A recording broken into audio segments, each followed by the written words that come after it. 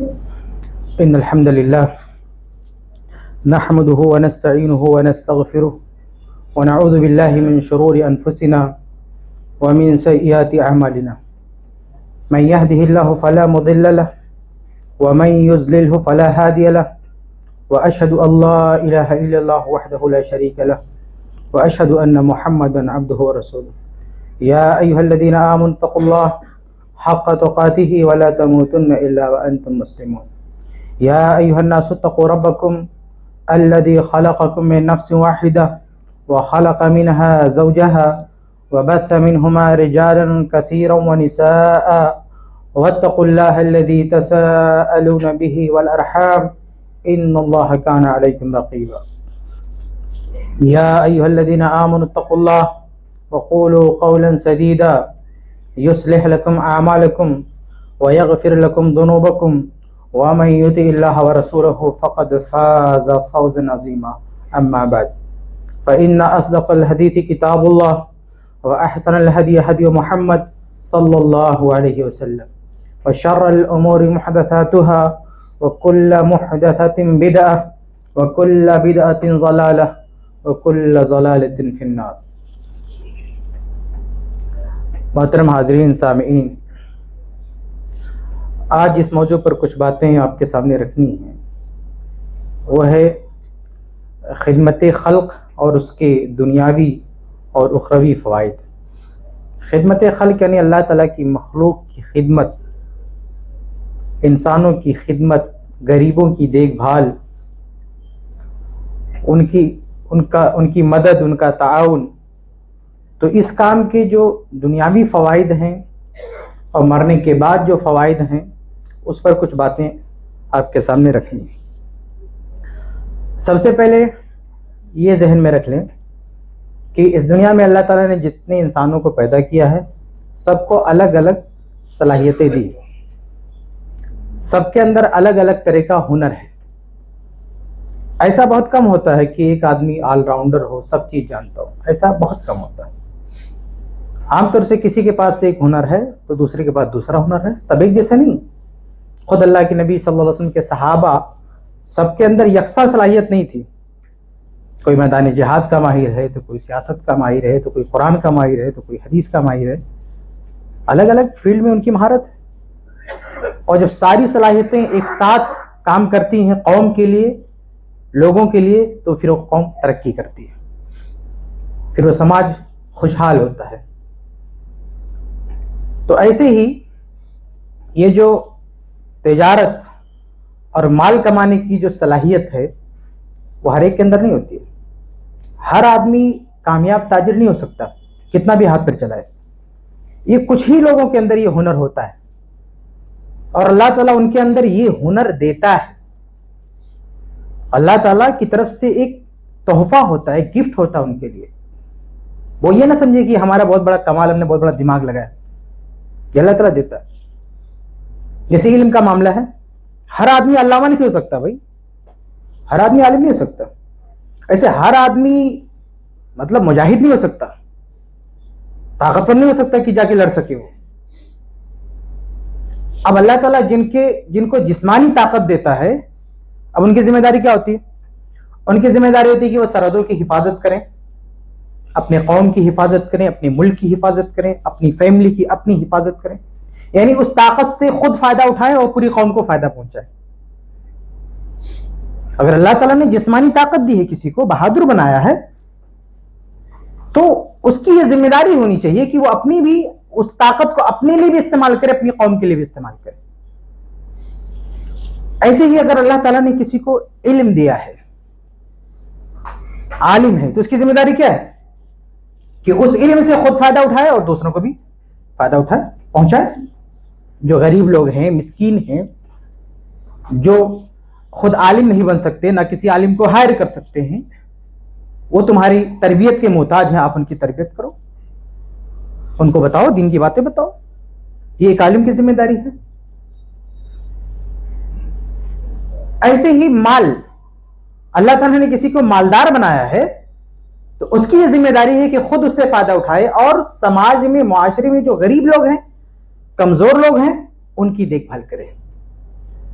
یہ ان تینوں کی ڈیوٹی ہے، اور بھی اس میں آپ جوڑ سکتے ہیں، بلکہ خاص ان تینوں کے حوالے سے تو حدیث آپ نے سنی ہوگی بار بار، مسلم وغیرہ کی روایت ہے کہ اللہ تعالیٰ قیامت کے دن ایسے 3 لوگوں کو کھڑا کر کے سب سے پہلے سوال کرے گا کہ میں نے تجھے طاقت دی تھی، بازوؤں کی قوت دی تھی، کیا کیا تو نے؟ واقعہ لمبا ہے، آپ جانتے ہوں گے، میں پورا واقعہ نہیں سناؤں گا، وقت چلا جائے گا۔ اور پھر جو عالم ہوگا، قاری قرآن ہوگا، اس کو بھی پکڑ کے اللہ پوچھے گا تجھے میں نے علم دیا تھا کیا کیا؟ اور پھر جو مالدار ہوگا اس کو بھی پکڑ کے پوچھے گا تجھے میں نے مال دیا تھا کیا کیا تو نے؟ تو یہ ہماری ایک اللہ تعالیٰ کی طرف سے عطیہ ہوتا ہے، علم ہو یا دولت ہو یا طاقت ہو، یہ اللہ کا عطیہ ہوتا ہے اور اس کے پیچھے ہماری ذمہ داری ہوتی ہے۔ تو ہمارا موضوع کیا ہے؟ مالی اعتبار سے لوگوں کا تعاون۔ تو دیکھیے، یہ میں نے آپ کے سامنے واضح کر دیا کہ یہ ہماری ڈیوٹی ہے۔ اگر اللہ تعالیٰ نے ہمیں مال دیا ہے تو ہماری یہ ڈیوٹی ہے کہ ہم اس سے خود بھی فائدہ اٹھائیں اور دوسروں کو فائدہ پہنچائیں۔ اگر ہم ایسا نہیں کریں گے تو اس کا نقصان ہوگا، ایسا کریں گے تو اس کا فائدہ ہوگا، دنیا میں بھی اور آخرت میں بھی۔ دنیا میں کیا فائدہ کیا نقصان ہو سکتا ہے، آئیے اس کو دیکھتے ہیں۔ سب سے پہلا فائدہ یہ ہے، اگر ہم مالی اعتبار سے کسی کی مدد کریں گے تو سب سے پہلا اور بڑا فائدہ یہ ہے کہ وہ نعمت ہمارے پاس باقی رہے گی۔ یہ جو مال کی نعمت ہے یہ باقی رہے گی اور اس میں مزید ترقی ہوگی۔ لیکن اگر اللہ نے ہمیں مالدار بنایا اور ہم نے اپنا فرض نہیں نبھایا تو یہ نعمت کبھی بھی چھن سکتی ہے، ہاتھ سے جا سکتی ہے۔ کل کو محلوں میں رہنے والا اس حال کو پہنچ سکتا ہے کہ روڈ پر سوئے، یہ نوبت آ سکتی ہے اور آتی ہے۔ تو کوئی یہ نہ کہے کہ بھئی اس کو قسمت پر ڈال دے کہ اللہ نے کبھی دیا تھا ابھی چھین لیا، نہیں، کچھ غلطیاں ہوتی ہیں، کچھ چوک ہوتی ہے تو یہ حالات بدلتے ہیں۔ عروج سے زوال آتا ہے تو اس کے پیچھے کچھ اسباب ہوتے ہیں، مادی بھی اسباب ہوتے ہیں، معنوی بھی اسباب ہوتے ہیں۔ اب دیکھیں صحیح بخاری کی حدیث ہے، ابو ہریرہ رضی اللہ عنہ حدیث کے راوی کہتے ہیں کہ اللہ کے رسول صلی اللہ علیہ وسلم نے فرمایا کہ ما من یوم یصبح العباد فیہ الا ملکان ینزلان، کہ ہر دن جب بندہ صبح کرتا ہے تو اللہ کی 2 فرشتے دھرتی پر اترتے ہیں۔ اللہ کے 2 فرشتے، یقول احدہما، ان 2 میں سے ایک کیا کہتا ہے؟ اللہم اعطی منفقا خلفا، دعا کرتا ہے۔ فرشتوں کی دعا بہت پاورفل ہوتی ہے، جو بھی نیک ہوتا ہے نا اس کی دعا میں اثر ہوتا ہے، اور فرشتے وہ مخلوق ہیں جو غلطی نہیں کرتے ہیں، ان کی دعا میں کتنی تاثیر ہو سکتی ہے آپ سوچیں۔ ہمیں تاکید کی گئی نا نماز میں کہ امام جب الظالمین کہے تو ہم آمین کہیں، ہماری آمین فرشتوں کی آمین سے مل جائے گی تو ہمارے لیے خوش قسمتی کی علامت ہے، فرشتوں کے ساتھ۔ تو فرشتوں کی آمین نصیب ہونا اچھی بات ہے۔ اسے کہا گیا ہے کہ کوئی آدمی مرض الموت میں ہو، وہاں پہ رہو تو اچھی بات کہو، کیونکہ فرشتے ہوتے ہیں، اچھی بات کہو گے، دعا کرو گے، فرشتے آمین کہیں گے، بہت بڑا بینیفٹ اس کو مل سکتا ہے۔ ایسے شب قدر میں کہا گیا دعا کرو کیونکہ شب قدر میں فرشتے اترتے ہیں۔ ایسے ہی کوئی جو ہے مرغ آواز کرتا ہے تو دعا کرو کیونکہ وہ فرشتے کو دیکھ کے آواز کرتا ہے۔ تو جہاں جہاں فرشتوں کا وجود پایا جاتا ہے وہاں ہم کو ترغیب دے گی دعا کرو، کیونکہ اگر اس کا سپورٹ مل گیا، اس نے آمین کہہ دیا تو بہت بڑا فائدہ ہو سکتا ہے۔ تو فرشتوں کی دعا بہت پاورفل ہوتی ہے، دعا بھی اور بد دعا بھی۔ تو فرشتہ جو اترتا ہے آسمان سے وہ دعا کرتا ہے کہ اللہم آتی منفقا خلفا، اے اللہ جس نے بھی عطا کیا ہے، نوازا ہے، کسی کو دیا ہے، کسی پر خرچ کیا ہے، اس کی ریکوری کر، اس کو دوبارہ دے اور دے اس کو۔ اللہم آتی منفقا خلفا، جو خرچ کرنے والا ہے، مال دینے والا ہے، اللہ اسے اور دے، یہ فرشتہ دعا کرتا ہے۔ اور دوسرا فرشتہ بد دعا کرتا ہے، کیا کہتا ہے؟ اللہم آتی ممسکا طلفا، کہ اے اللہ جس نے روک کے رکھا ہے، خرچ کرنے کا موقع دیکھا پھر بھی پیسہ نہیں نکالا، اے اللہ اس کے پیسے کو تباہ کر دے، برباد کر دے۔ یہ صحیح بخاری کی حدیث ہے۔ فرشتہ بد دعا کرتا ہے روزانہ۔ تو آپ سوچیں اگر بار بار فرشتہ بد دعا دے گا تو کب تک آپ کا مال آپ کا ساتھ دے گا؟ ایسے ہاتھ روک کے رکھیں گے تو کب تک اللہ تعالیٰ آپ کو نعمتیں دیتا رہے گا؟ کسی نہ کسی دن تو فرشتے کی دعا قبول ہوگی. تو جو دینے والے ہوتے ہیں اللہ ان کو اور نوازتا ہے، اور جو روک کے رکھتے ہیں وہ اپنی ڈیوٹی میں فیل ہیں. ان کی ڈیوٹی تھی کہ خود فائدہ اٹھاتے، دوسروں کو دیتے، اپنی ڈیوٹی نہیں کی انہوں نے. ایک اور حدیث سناؤ، اس سے بات اور کھل جائے گی. طبرانی کی روایت ہے، شیخ البانی رحمہ اللہ نے اس کو حسن قرار دیا. اللہ کے نبی صلی اللہ علیہ وسلم فرماتے ہیں کہ ان للہ اقواما اختصهم بالنعم، کہ اللہ تعالیٰ کے کچھ خاص بندے ہوتے ہیں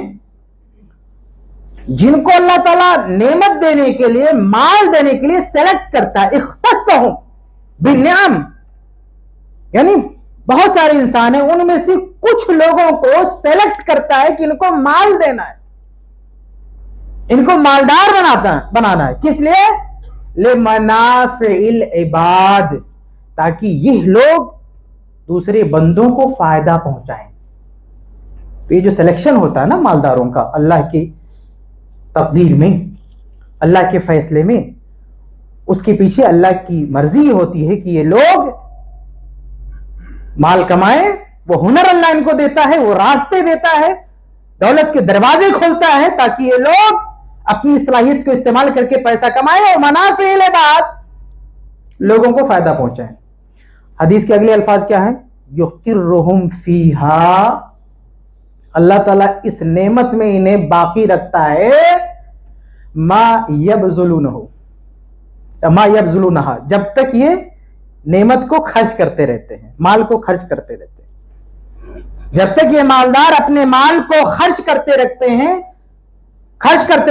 تب تک اللہ تعالیٰ اس مال کی نعمت کو ان کے پاس باقی رکھتا ہے. اور فَإِذَا مَنَعُوهَا، اور جس دن یہ خرچ کرنا بند کر دیتے ہیں تو انتزعها منہم، انتزعها، اللہ چھین لیتا ہے ان سے، اللہ ان کی دولت چھین لیتا ہے. فَحَوَّلَهَا إِلَى غَيْرِهِمْ، اللہ اس پوری دولت کو منتقل کر دیتا ہے دوسرے لوگوں میں. یعنی جو مالدار نہیں تھے وہ مالدار ہو جاتے ہیں. ہم اور آپ دیکھتے رہتے نا کہ ایک آدمی کل کچھ نہیں تھا، اچانک مالدار ہو گیا. تو اللہ کی طرف سے یہ بدلاؤ ہوتا ہے کہ اللہ نے کسی کو چنا تھا، اس نے اپنی ڈیوٹی نہیں کیا، اس کی چھین لیا اللہ تعالیٰ نے اس کو، اور چھین کے اس کو دے دیا. جیسے ایک دکاندار ہوتا ہے، آفس کا باس ہوتا ہے، وہ کیا اپنے یہاں کچھ لوگوں کو ہائر کرتا نا کام کرنے کے لیے. ابھی وہ کام نہیں کرے گا تو کیا کرے گا باس؟ اس کو رکھے گا، تنخواہ دے گا، اس کو فائر کر دے گا کہ نکلو یہاں سے، تمہارا کوئی کام نہیں ہے. تو ایسے اللہ تعالیٰ بھی سلیکٹ کرتا ہے، کسی کو ڈیوٹی دیتا ہے کہ آپ کو مال دیا جا رہا ہے، آپ اپنی ذمہ داری نبھاؤ. جب تک وہ ذمہ داری نبھاتا ہے یقرہ فیہا، اللہ باقی رکھتا ہے. فَإِذَا مَنَعُوهَا، اور جب یہ لوگ اپنی ڈیوٹی بند کر دیتے ہیں انتزعها منہم، اللہ یہ دولت ان سے چھین لیتا ہے. فَحَوَّلَهَا إِلَى غَيْرِهِمْ، ریپلیس کر دیتا ہے. اس دولت کے مالک کو اللہ تعالیٰ ریپلیس کر دیتا ہے، کسی اور کے حوالے کر دیتا ہے. یہ مال، یہ دولت ٹرانسفر کر دیتا ہے کسی اور کے پاس. اور جو کل کچھ نہیں تھا اس کے پاس آج اتنا سارا آ گیا ہے. اب وہ اگر ڈیوٹی کرے گا تو پھر اس کے پاس اللہ تعالیٰ باقی رکھے گا. تو یہ اتار چڑھاؤ، عروج، زوال، یہ اچانک نہیں ہوتا ہے، یہ کوئی ایکسیڈنٹ نہیں ہے. اللہ تعالیٰ کی پلاننگ ہے، اللہ تعالیٰ کا نظام ہے، اس کے تحت یہ ہوتا ہے. اس لیے اس میں جو مالدار اللہ کی راہ میں خرچ کرتے ہیں ان کے لیے خوشخبری ہے اس حدیث میں، اور جو خرچ نہیں کرتے ہیں ان کے لیے وارننگ ہے کہ بہت زیادہ دن نہیں ہے تمہارے پاس اس نعمت کے. اگر سدھار کر لیے تو نعمت رہے گی، نہیں تو نعمت کب چلی جائے گی تمہیں احساس تک نہیں ہوگا، تم سنبھل بھی نہیں پاؤ گے. اچھا، ان حدیثوں میں تو ایک اصولی بات کہی گئی نا، اللہ کا قانون بیان کیا گیا ہے. یہ جو دو حدیثیں میں نے پڑھی ہیں دونوں میں اللہ کا قانون بتایا گیا ہے کہ مالدار اپنی ذمہ داری نبھائے گا تو اللہ تعالیٰ مال باقی رکھے گا، ذمہ داری نہیں نبھائے گا اللہ تعالیٰ چھین لے گا. یہ تو قانون ہے. اب آئیے کچھ واقعے آپ کے سامنے رکھتا ہوں، کچھ مثالیں رکھتا ہوں جہاں اس قانون کو اللہ نے اپلائی کیا، جہاں یہ قانون اپلائی ہوا ہے کسی پر. دیکھیے ایک واقعہ آپ سب نے سنا ہوگا، صحیح بخاری کی حدیث، صحیح مسلم کی حدیث ہے. صحیح مسلم کی حدیث ہے اچھا یہ دیکھیے، اگر مالدار آدمی اللہ کی راہ میں خرچ کرتا رہے گا تو حالات کیسے بھی آ جائیں اس کی دولت کی بقا کے لیے اللہ تعالیٰ کوئی نہ کوئی انتظام کر دیتا ہے، حالات کیسے بھی ہوں۔ ابھی دیکھیے کرونا کا دور آیا، بیماری کا دور آیا، کتنے لوگوں کی بزنس تباہ ہو گئے، کاروبار تباہ ہو گیا، لیکن کچھ لوگ پہلے کی طرح آن شان سے کھڑے ہیں، کوئی فرق نہیں پڑ رہا۔ تو حالات کتنے بھی خراب دکھے ہم کو، اگر اللہ والا کوئی ہے، اللہ کی راہ میں خرچ کرنے والا ہے، تو اللہ اس کے لیے اسپیشل انتظام کرتا ہے، چاہے پوری دنیا تباہی کے دہانے پر ہو، اس کا کچھ نہیں بگڑے گا۔ اس کی مثال دیکھیں، صحیح مسلم کی حدیث ہے، آپ نے بھی سنا ہوگا 12 واقعہ، کہ ایک آدمی ایسے جا رہا تھا، اذا رجل بفلات الارض، ایسے کسی جگہ سفر کر رہا تھا، دیکھا جا رہا تھا، اچانک اس نے ایک آواز سنی، سمع صوتا فی السحاب، ایک آواز سنی کہ بادلوں سے کوئی کہہ رہا تھا۔ اب مصیبت یہ تھی کہ بارش رکی ہوئی تھی، برسات نہیں ہو رہی تھی، سب کی کھیتیاں تباہ ہو رہی تھی، فصلیں تباہ ہو رہی تھی۔ اب ایسے حالات میں جب سوکھا پڑا ہے اور بارش کو، بادل کو حکم دیا جا رہا ہے، صحیح مسلم کی روایت ہے، بادل کو کہا جا رہا ہے اسق حدیقۃ فلاں، کہ اے بادل جا اور فلاں کے کھیت میں پانی برسا۔ بتائیے پورا ایریا میں سوکھا پڑا ہوا ہے، صرف ایک آدمی کے لیے کہا جا رہا ہے اس کے کھیت میں جا کے پانی برسا۔ یہ آدمی چونک پڑا کہ بھئی یہ کون آدمی ہے جس کے لیے بادلوں کو حکم دیا جا رہا ہے؟ تو بادل یہ آواز سن کے چل پڑا۔ اچھا اس کو کہتے ہیں کرامت، یعنی سچی کرامت۔ صحیح مسلم میں پھر دہرا دوں، یہ واقعہ صحیح مسلم کا ہے، اس پر شک کی کوئی گنجائش نہیں ہے، بخاری اور مسلم صحیح ترین کتابیں ہیں حدیث کی۔ تو اس آدمی نے پیچھا کیا تو کیا دیکھتا کہ بادل ایک جگہ گیا، وہاں پہ بارش ہوئی اور پانی ایک جگہ بہنے لگا، تو اس نے تتبع الماء، پانی کا پیچھا کیا، تو دیکھتا کہ ایک آدمی فیضا رجل یحول الماء، ایک آدمی اپنے کھیت میں، اپنے باغ میں ہے، اور کدال سے پانی لے کے پورا اپنے باغ میں، اپنے کھیت میں پہنچا رہا ہے۔ اس کو بڑا تعجب ہوا کہ وہاں نام لے کے کہا گیا اس کے کھیت میں پانی برسا، پانی بہ کر اس کے کھیت میں آ، اور یہ بنداس جو ہے اپنے کام پہ لگا ہوا ہے، اس کو کوئی فرق نہیں پڑتا پانی کہاں سے آیا، کیسے آیا۔ تو جا کے اس سے پوچھتا ہے کہ مسمک، بھائی آپ کا نام کیا ہے؟ وہ متوجہ ہوتا ہے کہ بھئی آپ میرا نام کیوں پوچھ رہے ہیں؟ اس نے کہا یہ جو بارش، یہ جو پانی آپ کے کھیت میں آ رہا نا، آپ کو پتا ہے کہاں سے آ رہا ہے؟ وہ فلاں جگہ میں نے بادلوں کو کہتے ہوئے سنا کہ فلاں کے کھیت میں پانی برسا، تو یہ پانی آپ کے کھیت میں آ رہا، آپ کا نام کیا ہے؟ تو استاد اس کو جو نام بتاتا ہے وہی نام ہوتا ہے جو نام پکار کے بادلوں کو حکم دیا گیا تھا، اس کے کھیت میں پانی برسا۔ پوچھتا ہے کہ بھائی صاحب آپ کرتے کیا؟ ایسا کون سا کمال آپ کے پاس ہے کہ اللہ تعالیٰ صرف آپ کے لیے پانی کا انتظام کر رہا ہے؟ آپ کا یہ مال، آپ کی یہ دولت، آپ کا یہ باغ، آپ کا یہ کھیت، آپ کی یہ فصل تباہ نہیں ہونے دینا چاہتا اللہ تعالیٰ، ایسے کیا کرتے ہو؟ اس نے کہا دیکھو میں بہت بڑا آدمی تو نہیں ہوں، آپ نے پوچھ ہی لیا تو بتاتا ہوں کہ ہر سال جو بھی پیداوار، پھل فروٹس، کھیتی جو کچھ ہوتی ہے، جو بھی پیداوار ہوتی ہے سال میں اس کے 3 حصے کرتا ہوں، میں اس کے 3 حصے کرتا ہوں۔ سب سے پہلے اس نے کیا کہا کہ اتصدق بثلثہ، اس میں سے 1/3 اللہ کی راہ میں خرچہ کر دیتا ہوں۔ 1/3، وہ 2.5% والی زکوٰۃ کی بات نہیں ہو رہی ہے جو رمضان میں ہم جو ہے حساب کتاب کر کے کیلکولیشن کر کے کسی کو دیتے نا، 1/3، 1/3، یہ فرض زکوٰۃ نہیں ہے۔ آدمی اپنی خوشی سے، یعنی جو بھی پیدا ہوا اس کا 1/3 اللہ کی راہ میں، غریبوں کے لیے صدقہ خیرات، اور کہا کہ وَآكُلُ أَنَا وَعِيَالِي ثُلُثَهُ، اور جو دوسرا 1/3 ہے اس کو ہم اور ہمارا پریوار کھاتا ہے، وَأَرُدُّ فِيهَا ثُلُثَهُ، اور جو تیسرا 1/3 ہے اس کو دوبارہ انویسٹ کرتا ہوں میں، یعنی اس کھیتی میں، اس باغ کو اور آگے بڑھانے کے لیے اور اگلی پیداوار کے لیے وہ پیسہ لگاتا ہوں اس میں۔ یہ میرا کام ہے کہ 1/3 صدقہ کرتا ہوں، 1/3 کھاتا ہوں، 1/3 انویسٹ کرتا ہوں دوبارہ۔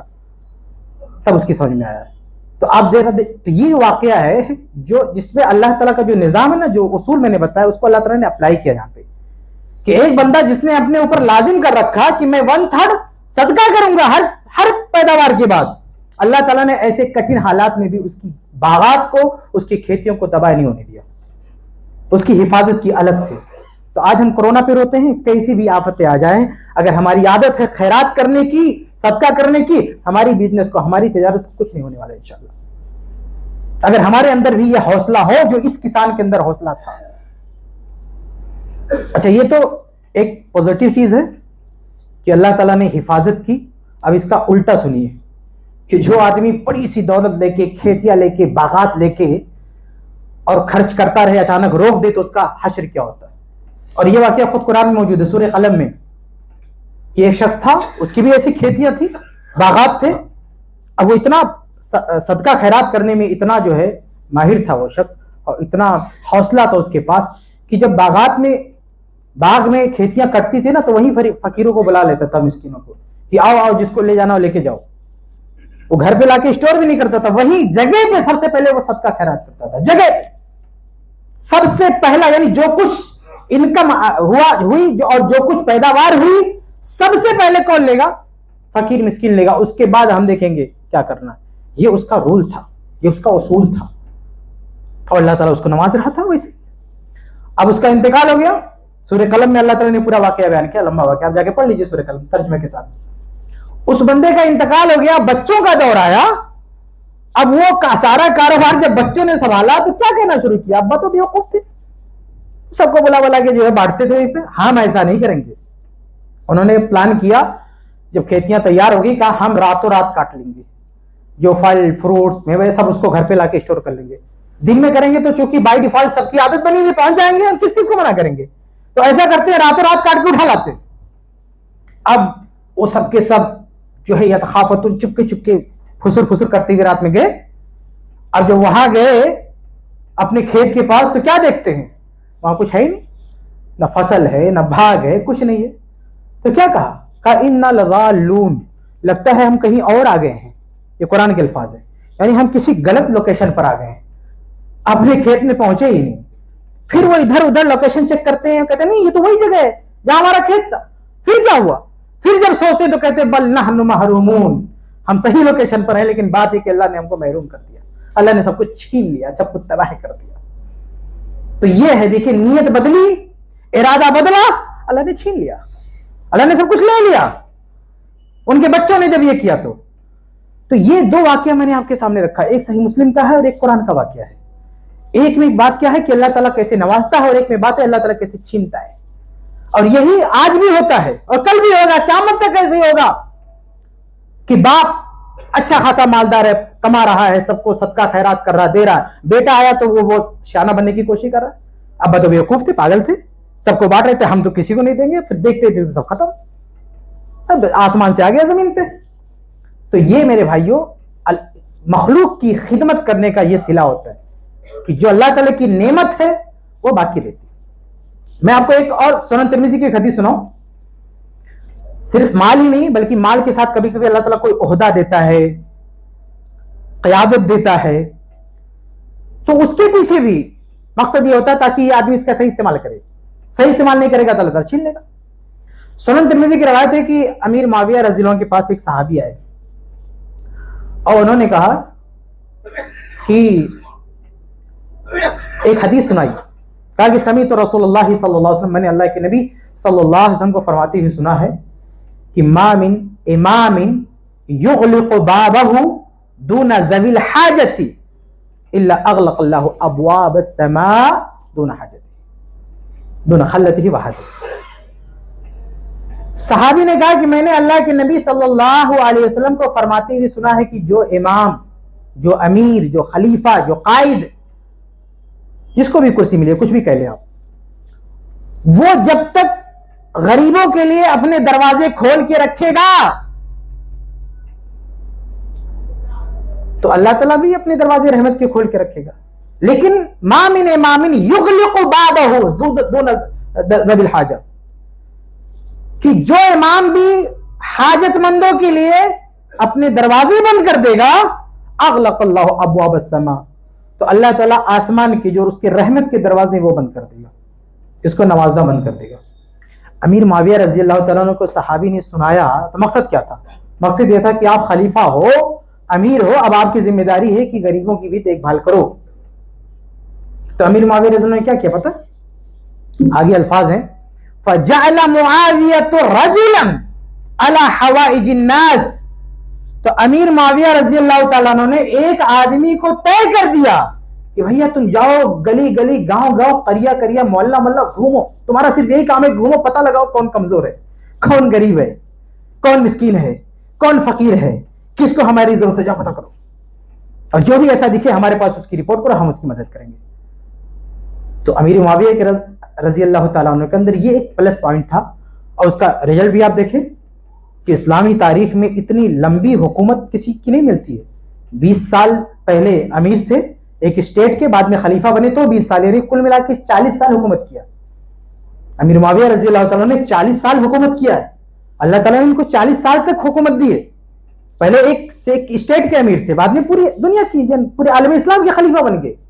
ان کو لوگوں نے بہت بدنام کیا ہے, لیکن ان کا جو اصل سیرت ہے وہ لوگوں کے سامنے نہیں. یہ اصل میں لوگوں کو یعنی کفر کے خلاف انہوں نے بہت کام کیا ہے, اسلام کی سرحدیں بہت پھیلائی ہیں, اس لیے لوگ ان سے خوش نہیں ہیں. بہت سارے لوگ ان کو بدنام کرتے ہیں. لیکن یہ اصل کہانی دیکھیں کہ حدیث سنائی گئی, امیر معاویہ نے ایک آدمی طے کر دیا کہ جاؤ پتہ کرو کون, یعنی ایک پوسٹ کا اضافہ کر دیا. ایک آدمی کو ایک پوسٹ دے دی کہ بھائی تیرا کام صرف یہ ہے کہ ڈھونڈ کون غریب ہے کون امیر ہے. اور ان سے پہلے امیر معاویہ عمر فاروق رضی اللہ تعالیٰ نے جو پینشن جو وظیفے جاری کیے تھے غریبوں کے لیے یا علماء کے لیے یا بڑے صحابہ کے لیے, امیر معاویہ رضی اللہ تعالیٰ نے اس کو بھی ڈبل کر دیا, بڑھا دیا, کافی حد تک اس کو آگے کر دیا. اس کا نتیجہ کیا ہوا کہ امیر معاویہ رضی اللہ کو مطلب نہ وہ ہلے نہ کوئی ہلا سکا ان کو, چاہے اندر کا ہو چاہے باہر کا ہو, کوئی کچھ نہیں بگڑا ان کا. یعنی پوری شان سے انہوں نے حکومت کیا, اور پوری شان سے جب تک زندہ رہے کدھر سے بھی ان کو کوئی فرق نہیں پڑا. اللہ تعالیٰ کی پوری حمایت ان کے ساتھ تھی. اور عبداللہ ابن عباس رضی اللہ عنہ نے ایک مرتبہ کہا بھی کہ امیر معاویہ رضی اللہ کا وہ معاملہ ہے کہ اللہ تعالیٰ ان کو نوازے گا. بہرحال بات دوسری طرف جا رہی ہے. میں کہہ رہا تھا کہ اگر اللہ نے نعمت دی ہے ہم اس کا استعمال کریں گے غریبوں کے لیے, وہ نعمت باقی رہے گی. کوئی کچھ نہیں بگاڑ سکتا, آپ کا کوئی کتنا مخالف ہو, حاسد ہو, کچھ نہیں ہو, اللہ آپ کے ساتھ کھڑا رہے گا. کچھ نہیں ہو سکتا آپ کا, نہ آپ کی دولت کو کوئی لوٹ سکتا ہے, نہ آپ کے عہدے سے کوئی آپ کو ہٹا سکتا ہے. لیکن اگر آپ نے اس مال کا اس عہدے کا غلط استعمال کیا تو آپ جو ہے روڈ پر آ جائیں گے. کبھی بھی آ سکتے, آپ نہیں تو آپ کے بچے آئیں گے, آپ نہیں تو آپ کے بچے آئیں گے روڈ پہ, لیکن ایک دن اس کا جو ہے اس کا رزلٹ آپ کے سامنے, آپ کے پریوار کے سامنے ہوگا. یہ ایک چیز ہے. آگے بڑھتے ہیں. ایک اور چیز کہ اللہ کی مخلوق کی لوگوں کی خدمت کرنے کا, یہ تو میں نے ایک فائدہ بتایا کہ نعمت باقی رہتی ہے. ایک اور فائدہ یہ ہے کہ اللہ تعالیٰ کی مدد ملتی ہے. یعنی جو لوگوں کے لیے بھلا کرتا ہے وہ اگر کبھی دکھی ہو جائے, اس کے سامنے حالات خراب دکھیں, تو اللہ تعالیٰ اس کے لیے راستے پیدا کرتا ہے. یعنی دوسرا کوئی معاملہ, کوئی ٹینشن ہے اس کو, کوئی معاملہ ہے, کوئی فکر ہے, کوئی ایسی بات ہوگی, گھبرا گیا, کوئی مسئلہ ہوا, تو اللہ تعالیٰ کی مدد آتی. دیکھیں صحیح بخاری کی روایت ہے کہ اللہ کے نبی صلی اللہ علیہ وسلم پر جب وحی کے آثار نازل ہوئے, وحی کے آثار آپ نے دیکھے تو آپ گھبرا گئے, آپ پریشان ہو گئے کہ میرے ساتھ یہ کیا ہونے والا ہے. اللہ کے نبی صلی اللہ علیہ وسلم, ابھی آپ نبی نہیں ہوئے تھے, لیکن نبی بننے کے جب آثار ظاہر ہوئے تو اللہ کے نبی تھوڑی دیر کے لیے گھبرا گئے کہ کیا ہونے والا ہے, سمجھ نہیں پائے. تو اما خدیجہ رضی اللہ عنہ کیا کہتی ہیں, صحیح بخاری کی روایت ہے, کہتی ہے واللہ ان اللہ لا یخزیک اللہ ابدا, کہ اللہ کی قسم اللہ تعالیٰ کبھی آپ کو رسوا نہیں کر سکتا, کبھی آپ کو پریشان نہیں کر سکتا, پریشانی میں نہیں ڈال سکتا. کیوں؟ انک لتصل الرحم, کہ آپ صلہ رحمی کرتے ہیں, تحمل الکلہ, اور جو ہے تقری الضیفہ, کہ آپ جو ہے مہمان نوازی کرتے ہیں, غریبوں کا خیال رکھتے ہیں, لوگوں کا بوجھ اٹھاتے ہیں, یعنی لوگوں کی خدمت کرتے ہیں. تو آپ چونکہ لوگوں کی خدمت کرنے والے ہیں اس لیے گارنٹی ہے کہ اللہ آپ کے ساتھ آپ کو پریشانی میں نہیں ڈالے گا. تو یہ ہوتا ہے کہ دنیاوی اعتبار سے اگر کوئی پریشانی آتی ہے تو اگر خرچ کرنے کی عادت ہے تو ہماری حفاظت ہوتی ہے اللہ تعالیٰ کی طرف سے. یہ بھی ایک فائدہ ہوتا ہے دنیاوی اعتبار سے. آگے بڑھتے ہیں. ایک اور فائدہ ہوتا ہے کہ کبھی انسان کے سامنے ایک ایسی آفت آ جاتی نا کہ پوری دنیا اس کو مایوس کر دیتی ہے کہ اب تو اس مشکل سے تو نکل ہی نہیں سکتا ہے, امپاسبل ہو ہی نہیں سکتا ہے, یہ ایسی مشکل آ گئی تیرے سامنے کہ اب اس کا کوئی علاج ہی نہیں ہے. جیسے آج کے دور میں کسی کو کینسر ہو جائے تیسرے یا چوتھے اسٹیج پہ, تو ڈاکٹر کیا بولتا ہے, جاؤ گھر پہ آرام کرو, اب کوئی راستہ نہیں ہے, اب تم بچنے کا کوئی سوال ہی نہیں ہے, اس سے کہہ دیتا ہے ڈاکٹر یا اس کے رشتہ داروں سے کہہ دیتا ہے. یہ ایسے حالات ہیں نا کہ پوری دنیا مایوس کر دیتی ہے. ان حالات میں بھی جو لوگوں کی خدمت کرنے والا ہے اللہ تعالیٰ ایسے حالات میں بھی اس کے لیے کوئی راستہ پیدا کر دیتا ہے. یعنی دنیا دنگ رہ جاتی ہے کہ یہ آدمی اس مشکل سے نکل کیسے گیا. ایسا بھی ہوتا ہے. میں اس کی مثال دیتا ہوں صحیح بخاری سے. آپ نے وہ حدیث بار بار سنی ہوگی 3 غار والی کہ 3 لوگ غار میں پھنس گئے تھے. تو جب غار میں پھنسے تو کیا ہوتا, بارش کا دن تھا, بارش ہونے لگی, پہاڑ میں چھپ گئے اور جو دہانا تھا اس پہ بڑا پتھر آ کے گر گیا, اندر لاک ہو گئے. اب باہر کا چھوٹا موٹا چٹان تھوڑی کہ دھکا مار کے ڈھکیل دے, بڑا سا پتھر. اب وہ تینوں کو ہونا کیا چاہیے تھا کہ تینوں ہی مر جاتے, سڑ جاتے, باہر نہیں نکل پاتے, کیونکہ تینوں پوری طاقت لگائے تو بھی چٹان نہیں کھسکا سکتے. یعنی آج یہ سمجھیے کہ یہ مایوس ہو چکے ہیں کہ اب تو مرنا طے ہے. اس زمانے میں ٹیلی فون بھی نہیں, موبائل بھی نہیں, فون کر کے کسی کو ہیلپ کے لیے بلا لیں, وہاں سے چلائیں گے تو کوئی سنے گا بھی نہیں. پہاڑی سنسان راستہ, کوئی امید نہیں دکھ رہی ہے کہ یہاں سے یہ لوگ بچ کے زندہ نکل سکتے ہیں. جیسے آج کسی کو کہتے ہیں کہ تم کو کینسر ہوگا, تم مرنے والے ہو, تو آدمی کیا ہوتا ہے, مایوس ہو جاتا ہے. لیکن ان تینوں نے ایسے حالات میں کیا کیا, ان تینوں نے اپنے ان اعمال کا واسطہ دیا جو اعمال خدمت خلق سے تعلق رکھتے تھے. انہوں نے لوگوں کے لیے جو بھلا کیا تھا اس کو گنانا شروع کیا اللہ کے سامنے. یہ جو لازمی عبادت ہے نا, جیسے فرض نماز ہے, یہ تو کرنا ہی کرنا ہے. روزہ یہ تو کرنا ہی کرنا ہے. نماز پڑھ کے آپ کوئی احسان نہیں کر رہے, روزہ رکھ کے کوئی احسان نہیں کر رہے. احسان اور کمال تو تب ہے نا کہ آپ وہ کریں جو آپ پہ لازم نہیں, جو وہ کریں کہ وہ نہ کرنے پر کوئی آپ کو ٹوکنے والا نہیں ہے. تو ان تینوں نے نماز, روزہ, یہ سب کے حوالے نہیں دیے. کیا حوالے دیے؟ تینوں نے اپنے وہ اعمال گنائے اللہ کی بارگاہ میں جن اعمال سے انہوں نے کسی کی مدد کی تھی. اب ایک نے کیا کہا کہ میں جو کچھ کماتا تھا, لاتا تھا, سب سے پہلے اپنے ماں باپ کو کھلاتا تھا, پھر بچوں کو کھلاتا تھا. تو انسانیت کی خدمت میں سب سے پہلے ہمارے ماں باپ آتے ہیں کہ اگر ہم کسی کے لیے کچھ بھلا کر سکتے ہیں تو فرسٹ نمبر پہ کون آتے ہیں؟ ماں باپ. ان کے ساتھ ہم اچھا سلوک کریں, اس کے بعد اپنے پریوار کے ساتھ, پھر لوگوں کے ساتھ. تو اس آدمی نے کہا کہ اپنے ماں باپ کو سب سے پہلے کھلاتا تھا. ایک دن سو گئے, میں نے جگایا بھی نہیں, میرے بچے روتے رہے لیکن نہیں جگایا. وہ جب اٹھے تو سب سے پہلے ان کو پلایا, اس کے بعد بچوں کو. کہ اللہ تعالیٰ اگر یہ کام میں نے تیری رضا کے لیے کیا تو چٹان کھسکا دے. تھوڑی سی چٹان کھسک گئی. آپ دیکھیں خدمت خلق میں کتنا پاور ہے, کتنی طاقت ہے کہ انہونی ہونی ہو رہی ہے. یعنی ایسی آدمی موت کے دہانے پر ہے اور وہاں موت ٹلتی ہوئی دکھ رہی ہے اس کو. یہ خدمت خلق میں پاور ہے. ان تینوں نے کیا تھا, ادعوا اللہ بافضل عمل عملتم, بخاری کا الفاظ ہے کہ ہم ایسی مشکل میں ہیں کہ اللہ کو پکارے ایسے عمل کے ذریعے جو سب سے افضل ہو ہماری لائف میں. یہ ایک نے کہا چٹان تھوڑی سی کھسکی, لیکن نکل نہیں سکتے تھے. دوسرے نے کیا کہا, دوسرے نے کہا کہ وہ ایک لڑکی تھی. اب ایک اور روایت اس کے ساتھ جوڑیں گے تو پورا اس کا بیک گراؤنڈ یہ سامنے آتا ہے کہ یہ آدمی جو ہے اس کے ساتھ غلط کام کرنا چاہتا تھا تو وہ تیار نہیں تھی. ایک دن وہ مجبور ہو گئی, اس کو ضرورت پڑے گی پیسے کی, اس کے پاس آئی تو بولتا میں پیسہ تو دوں گا لیکن تجھے اپنے آپ کو میرے حوالے کرنا پڑے گا. اس جو ہے مجبور لڑکی نے تسلیم کر لیا, لیکن عین وقت پر لڑکی کہتی ہے کہ تو اللہ تعالیٰ سے ڈر, ایسا تو اس کو نہیں کرنا چاہیے. ٹھیک ہے میں مجبور ہوں, مجھے پیسے کی ضرورت ہے, لیکن اس کا یہ مطلب نہیں ہے کہ تو استحصال کرے, غلط کام کرے. وہ رک گیا. اچھا رک گیا, کوئی احسان نہیں کیا, اگر بدکاری نہیں کیا تو کوئی احسان نہیں ہے, لیکن جو پیسہ دیا تھا اسے واپس نہیں لیا. لے جا پیسہ بھی لے جا, میں جو ہے تیرے ساتھ کوئی بدکاری نہیں کروں گا, اور جو پیسہ تجھے ضرورت تھی جو میں نے مدد کی وہ لے جا اللہ کی خاطر.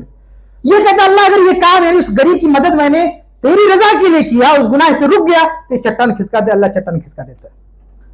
تیسرا کیا بولتا ہے کہ ہمارا کاروبار تھا, ہمارے یہاں کوئی مزدور کام کرتا تھا, مزدوری چھوڑ کے چلا گیا. کافی دنوں کے بعد مانگنے کے لیے آیا. اب کافی دنوں کے بعد کوئی 1000-2000 مانگنے کے لیے آئے گا تو اس کا مطلب کیا ہے کہ بندہ بہت پریشان ہے.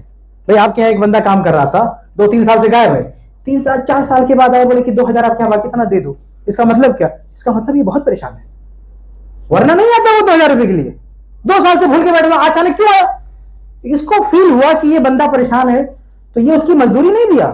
کہا کہ یہ جو چھوڑ کے گئے تھے نا, اس کو ہم نے یہاں پہ لگایا تھا, یہ جتنے بیل بکری جتنے سنتے ہو سب ہانک کے لے جاؤ, سب تمہارا ہے.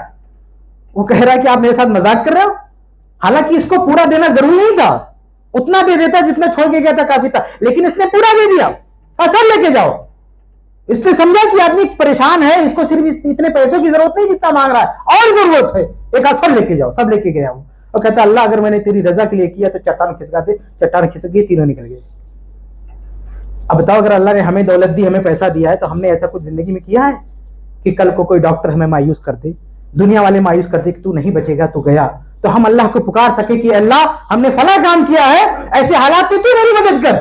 ہے ہمارے پاس کچھ نہیں ہے تو ہمیں بھی کچھ کرنا چاہیے، کچھ ایسا کرنا چاہیے کہ ایسے حالات میں ہم اللہ کے سامنے ریفرنس کے طور پر اپنا وہ عمل، اپنی وہ خدمت پیش کر سکیں. ایسے مشکل حالات میں اللہ نہ کرے ہم پڑ جائیں تو ہم اپنے کسی عمل کا حوالہ دے سکیں. اور یہ نماز روزہ یہ تو لازمی ہے میرے بھائی، نماز تو پڑھنا ہی پڑھنا ہے، روزہ تو رکھنا ہی رکھنا ہے. ایکسٹرا کچھ اضافی ایسا کچھ کرے کہ اللہ تعالیٰ یہ بڑی سے بڑی مشکل ہمارے لیے ٹال دے. تو یہ میرے بھائیوں اللہ تعالیٰ کی خدمت کرنے کا فائدہ ہوتا ہے. میں بات ختم کرتا ہوں ایک آخری حوالے پہ کہ یہ فائدہ صرف دنیا کی حد تک نہیں ہے میرے بھائیوں. اگر ہم لوگوں کی خدمت کریں گے تو سب سے بڑا فائدہ اس کا یہ کہ مرنے کے بعد میدان حشر میں ہم سکون میں رہیں گے، اور پھر جو ہے اللہ تعالیٰ جنت میں ہمارا داخلہ دے گا. میں اس کے تعلق سے ایک حدیث پیش کروں گا، پھر بات ختم کروں گا. صحیح مسلم وغیرہ، بلکہ صحیح بخاری، صحیح مسلم، بہت ساری کتب حدیث میں تھوڑا تھوڑا ٹکڑا ہے، سب کو ملاتے ہیں تو واقعہ یہ بنتا ہے کہ اللہ تعالیٰ قیامت کے دن ایک بندے کو حاضر کرے گا اور کہے گا کہ یاد کر تو نے کوئی اچھا کام کیا. یعنی وہ اتنا برا شخص ہوگا کہ اس کے پاس کوئی نیکی ہوگی ہی نہیں. تو بعض روایتوں میں آتا ہے کہ تذکر، یاد کر. تو کہتا ہے کہ مجھے نہیں یاد آ رہا کہ میں دنیا میں کچھ اچھا کیا ہے. تو فرشتے کہتے رہتے پھر سے یاد کر، کچھ کیا ہوگا یاد کر. تو بہت یاد کرتا ہے تو کہتا ہاں یاد آیا. کہا میں تو کوئی کام نہیں کیا اچھا، لیکن یہ بات یاد آ رہی کہ میرے پاس پیسہ تھا اور میں کچھ لوگ میرے پیسے باقی ہوتے تھے، کسی کو میں کر دیتا تھا یا ادھار رہ جاتے تھے، تو بھی میں جب اپنا آدمی بھیجتا تھا وصولی کرنے کے لیے تو کیا بولتا تھا کہ اگر وہ نہیں دے پا رہا ہے تو اس کو چھوڑ دینا، اس کے ساتھ سختی نہیں کرنا، اس کو مہلت دے، نہیں دے پا رہا جانے دے اس کو. تو وہ بندہ اللہ کی بارگاہ میں کہتا ہے کہ اللہ مجھے بس یہی ایک چیز یاد آ رہی ہے، شاید یہ میں نے کچھ اچھا کیا ہے. اور وہ جملہ بولتا تھا اپنے اس نوکر کو کہ تجھے معاف کر دے، ہو سکتا اللہ ہمیں معاف کر دے. وہ دنیا میں بولتا تھا جملہ کہ اگر کوئی نہیں دے پا رہا ہے تو معاف کر، ہو سکتا اللہ ہمیں معاف کر دے. تو اس بندے کو اپنی کوئی نیکی یاد نہیں آ رہی، اللہ فرشتے یاد دلاتے ہیں، وہ یاد کرتا ہے. پھر اللہ تعالیٰ کہتا ہے ادخل الجنت برحمتی، جنت میں چلا جا میری رحمت سے، کہ تیرا یہ عمل اس کی وجہ سے میں تجھے جنت بھیجتا ہوں. آپ سوچیں کہ آدمی نے کچھ نہیں کیا ہے لیکن یہ خدمت لوگوں کی مدد کی ہے، اس مدد کے سہارے اللہ تعالیٰ اس کی ساری غلطیاں معاف کر رہا ہے. بس ایک آخری چیز میں آپ سے رخصت ہوتا ہوں کہ انسان تو انسان ہے میرے بھائیو. صحیح بخاری کی روایت ہے کہ ایک عورت، غفر لامرأۃ مؤمسہ، بخاری کے الفاظ ہے کہ ایک بد کردار عورت جس کو ہم طوائف کہتے ہیں، زانیہ، پیشہ ور زنا کرنے والی، وہ عورت ایک راستے سے گزر رہی تھی، ایک دیکھا کہ ایک کتا پیاس سے تڑپ رہا ہے کنویں کے پاس. اس عورت کو رحم آ گیا اس کتے پر. اس نے کیا کیا؟ اس نے پانی نکال کے اور کتے کو پلا دیا. فغفر لہا، اللہ تعالیٰ نے اسے بخش دیا. حالانکہ اس عورت نے اس وقت توبہ بھی نہیں کیا، اس عورت نے اللہ تعالیٰ سے توبہ بھی نہیں کیا اور اتنا غلط کام کر رہی تھی، لیکن اللہ تعالیٰ نے بخش دیا. یہ جو بخشش ہے اللہ تعالیٰ کی طرف سے، اصل میں کام تو بہت چھوٹا دکھ رہا ہے لیکن اس کام کے پیچھے جو جذبات ہیں وہ بہت بڑے تھے اس عورت کے. آج ہم سوچیں ہم بھی کسی کتے کو پانی پلا دیتے ہیں اللہ ہم کو جنت دے گا، اتنا آسان نہیں ہے. اس عمل کی کاپی تو کر سکتے ہیں لیکن اس عمل کے پیچھے جو جذبات تھے اس عورت کے، شاید وہ جذبات اپنے اندر کریٹ کرنا مشکل ہے. ہم جب کسی کی مدد کریں نا تو مدد کے پیچھے جذبات بھی ہونے چاہیے. ایسا نہیں کہ 2 روپیہ دے کے فیس بک پہ ڈال دیا ہم نے اس کو دیا، ایک تھیلا تھما رہا ہے، فوٹو کھینچ رہا ہے، فیس بک پہ ڈال رہا ہے، پوری دنیا دیکھے ہم کیا کر رہے ہیں. تو اس پر بخشش ہوگی ہماری؟ ہم کسی کو ذلیل کر رہے ہیں، ہم کسی کو جو ہے تنگ کر رہے ہیں، بخشش ہوگی ہماری؟ اب وہ دیکھو اس عورت نے کتے کو پانی پلایا، نہ اللہ سے توبہ کیا، نہ کہیں ذکر کیا، نہ اپنے گھر کو بتایا، نہ وہاں کوئی دیکھ رہا تھا. دنیا میں کسی نے دیکھا اس کا کام؟ کوئی کیمرہ لگا تھا وہاں پہ؟ فیس بک پہ نشر ہو رہا تھا، لائیو چل رہا تھا؟ وہ نہیں چل رہا تھا. پھر مجھے کیسے پتا، آپ کو کیسے پتا؟ یہ واقعہ جو میں بتا رہا ہوں نا، اس عورت نے تو اپنے پریوار کو نہیں سنایا واقعہ. اس عورت کو تو پتا نہیں کتنا بڑا میں نے کام کر دیا. نہ اس عورت نے سنایا کسی کو، نہ اس کنویں پہ کوئی کیمرہ لگا ہوا تھا، نہ وہاں پہ کسی نے دیکھا. پھر آج میں آپ کو کیسے سنا رہا ہوں؟ اللہ دیکھ رہا تھا اس عمل کو، اللہ نے اس عمل کو ریکارڈ کیا اور ریکارڈ کرنے کے بعد نبی کو بتایا اور ہمارے نبی نے ہم کو بتایا، ہم آپ کو سنا رہے ہیں. تو بھائی فیس بک پہ ڈالنے کی ضرورت نہیں ہے. عمل اچھا ہے تو اللہ کے یہاں ریکارڈ ہو رہا ہے، اللہ تعالیٰ دیکھ رہا ہے اس کو. تو اگر ہم خدمت خلق کریں، لوگوں کی مدد کریں، تو میرے بھائی یہ جو آخری پوائنٹ ہے وہ یہ کہ ہمارے جذبات اچھے ہونے چاہیے، رحم کا جذبہ ہونا چاہیے، جو ہے ان کو ہم تنگ نہ کریں، پریشان نہ کریں. اگر ان جذبات کے ساتھ ہم لوگوں کی مدد کریں گے تو امید ہے کہ ہمارے اعمال قبول ہوں گے اور دنیا میں آخرت میں جو بھی اس کے فوائد ہیں اللہ تعالیٰ ہمیں دے گا. اللہ تعالیٰ ہم سب کو اس کی توفیق دے. آمین.